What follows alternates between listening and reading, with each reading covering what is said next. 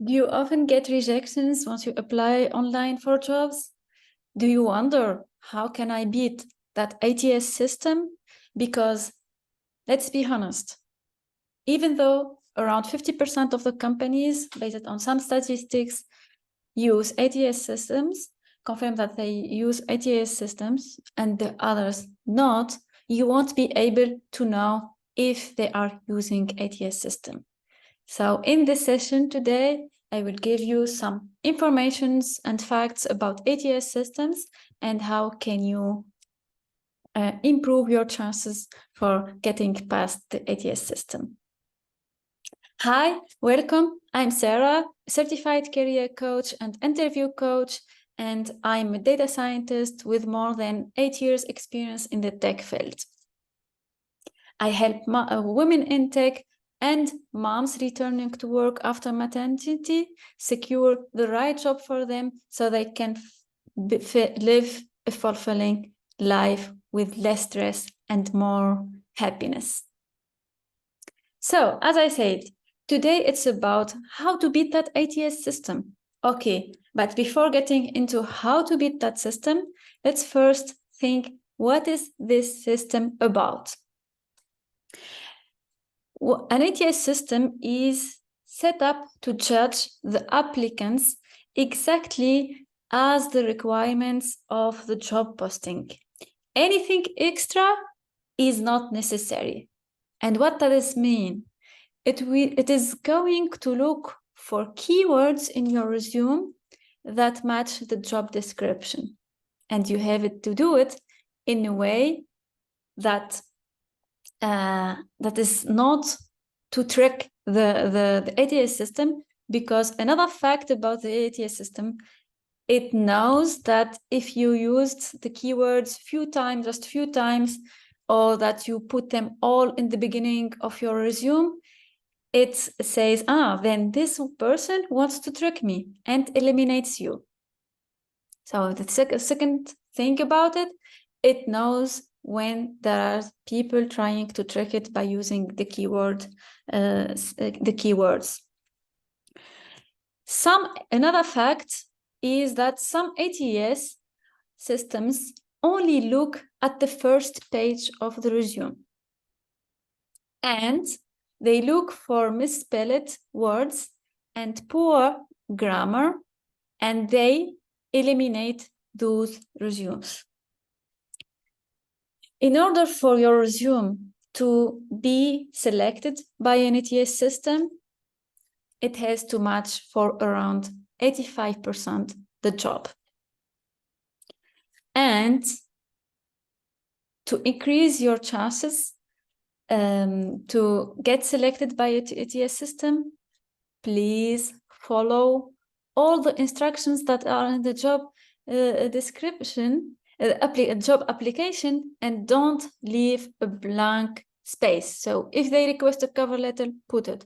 If they request salaries, then put it. Because then for them, the ATS system will select the people that match the best and that follow the instructions the most. Those are the people that will be selected. Okay, so now we get to how can you beat the ATS system? First thing, reading every job description before applying for it. Scan the job description. Read what they are telling about the company. What are they telling about the mission as in that role for that company? And then what requirement they are asking for, and what nice to have things that they are asking for. And I will tell you a story that I heard from someone who offers boot camps for students. He once put an advertisement just for his students to do some tests. And he put in the advertisement that on LinkedIn, it was published on LinkedIn, but because he has to publish it, but in order to not waste other people who are job seekers and have them apply for jobs, he put a red line that this job is only for a test for my students. Please don't apply. And despite that, he then found around 700 people who applied for it within 1 day or so. So many people didn't read the job description. So the first step to beat an ATS system is to read the job description. Then when you read it, what do?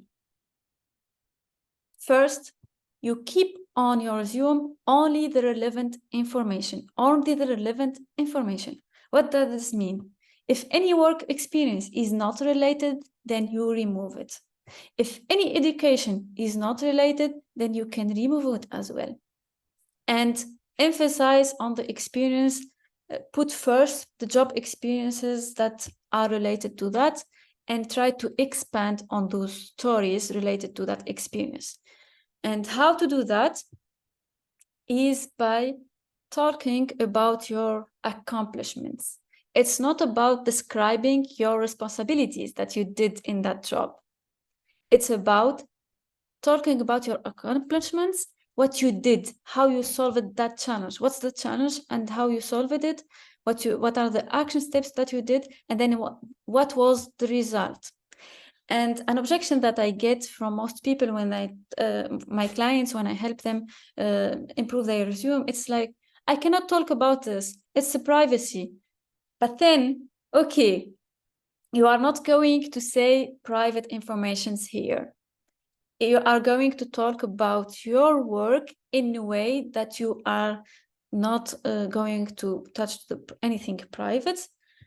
You can do a small test, check their company, the company that you worked for, and see what they say about themselves. They say what services they offer. There are some common challenges in industries, and every company is pursuing solving them. For example, reducing the customer churn, I don't know, increasing revenue. Every company works for that. How did you participate, for example, in increasing the revenue for the company? What was the state before? And how did you increase that? So talk about your accomplishment in a descriptive way and quantifiable, measurable way. Then the other thing is to favor a simple single column resume over 2 or 3 columns resume. I know I made this mistake myself when I did my first resume. I just saw it a week ago. I found my previous resume, old resume, when I started my job search, and it was like a 2 columns resume with some colors and so on. Those resumes have more percentage, a much bigger percentage for being rejected from by the ATS system, because when it parses the information, it doesn't put them the right way. It doesn't know how to put them the right way, and then it's not optimal for that scan to see if you match the job or not. So use a simple single column resume. And the last thing, and use the platforms to check how your resume match the job description. There is JobScan. There are many platforms that offer you a couple of free times where you can put your resume and the job description, and then they request that you pay, but you can look for another platform and do the same. Do the scan. Don't apply for a job if you are not matching it around 80%, 85% at least. And don't put the keywords in the top of in your summary or something. The ATS looks for the keywords in the body of your resume. So know how to speak about your experience in a way that that demonstrates the match. The last thing, all of this doesn't mean, it still doesn't mean that you have to lie or say something wrong. It's so important that you keep the information correct and not exaggerated, because there are some people who during the interview process and so on, they discovered that this is not true about them, and even some people, after getting accepted for a job, they got rejected because the employer discovered that some information wasn't true. So only keep things that you are 100% sure this is true. Even the dates and so on. If you don't know the exact date of something, just leave the month and the year. Don't put things that are not correct. That's it for today. And so if you found this helpful and want maybe more explanation of how to look at the job description and how to match your resume and so on, let me know in the comments so that I make more videos about this. And until next time, keep going, keep asking questions, and keep growing. And before I go, if you are ready to find a job that you are a job that fulfills you and you are motivated to start taking action, I invite you to book a strategy session with me, unlock your professional potential, find a career that fulfills you, where we would go through your current situation, your vision, where you want to go, the current challenges, and you will leave motivated and inspired to take action. Some people left this session really motivated and they already implemented some change and could see some results in the way how they are pursuing their career. And at the end of the session, if there is a match for your needs, we will see together how I can support you. I will leave in the comments for you to book this session. And thank you for watching. Thank you for interacting, and see you next time. Bye-bye.